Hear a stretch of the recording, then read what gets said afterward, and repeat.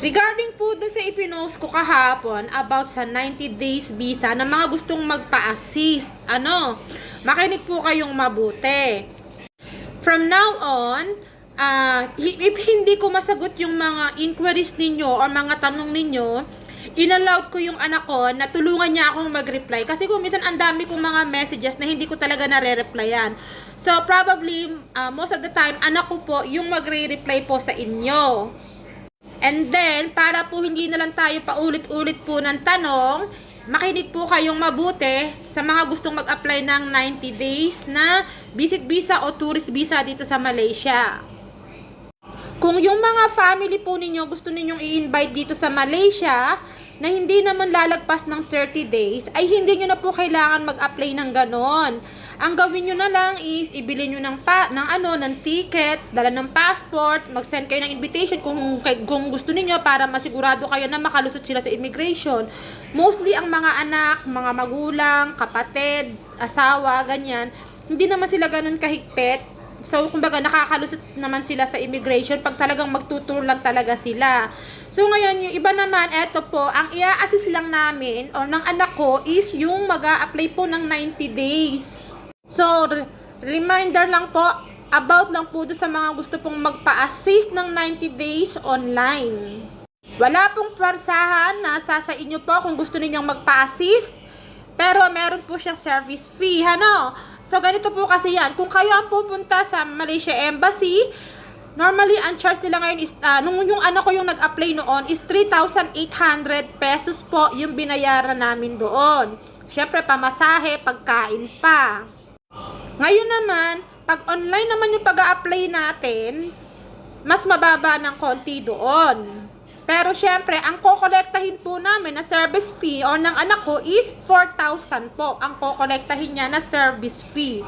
So, ngayon kung namamahalan po kayo doon sa 4,000 na yun, ay wala naman pong problema. 4,000 pesos po, hindi po 4,000 ringgit 4,000 pesos po yung service fee, kasama na po doon yung bayad, pati doon sa 90 days visa.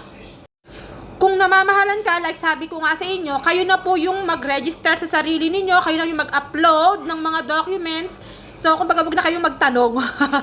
Kasi kung sa totohanan lang, napakahirap mag-explain, napakahirap mag-guide ng tao isa-isa, tapos yung may tanong kayo ng tanong, mano din lalo na pagsabay-sabay. Kaya kung magpapasis kayo, ayun po, i-send nyo na lang yung mga documents na kailangan. Ano ba mga kailangan? Kailangan dyan ng ticket, nung passport, nung nag-i-invite, at saka nung ini-invite. Tapos, kailangan din ng hotel reservation. Tapos, yung latest 3 months bank statement or kung may payslip po kayo, ayun. Tsaka invitation letter po, Sa pag-a-apply po ng tourist visa, ng 90 days visa, hindi sila ganun kahigpit masyado doon sa sa invitation letter. Kasi ako noon, ang ginamit ko nga sa anak ko na invitation letter ay hindi naman din galing sa sa embassy. Kumbaga ginawa lang namin 'yon with signature ko kasi in-upload lang naman sa online. Or pwede din naman kung gusto niyo mas makasigurado ay pumunta po kayo sa Philippine Embassy, mag-apply po kayo ng invitation letter. Ano kailangan? Pag pupunta kayo sa Philippine Embassy, mag-apply ng invitation letter. Dalhin nyo yung passport nung ini-invite nyo, passport copy ninyo, ipa-photocopy nyo ng lahat kasi wala doong photocopy. Tapos magdala kayo ng cash na 132. Kailangan sakto yon. Dalhin na rin ninyo yung copy ng inyong ng inyong kontrata, visa, and yun nga, yung latest 3 months bank statement, pag wala nun, payslip. Ngayon, pag wala naman nun, ang alam ko, pwede naman yata kahit yung kontrata, copy ng kontrata, ayun.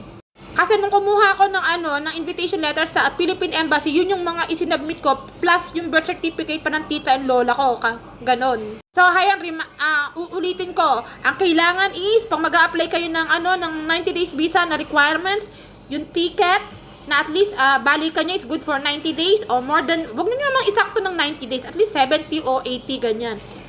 Yung passport copy nung ini-invite ninyo and passport copy ninyo, hotel reservation, latest 3 months bank statement or payslip, and then after that yun nga yung invitation letter. So ayun po, nasabi ko na So sa mga may gusto lang magpa-assist, para lang to sa mga 90 days po na visa ng mga gusto pong magpa-assist.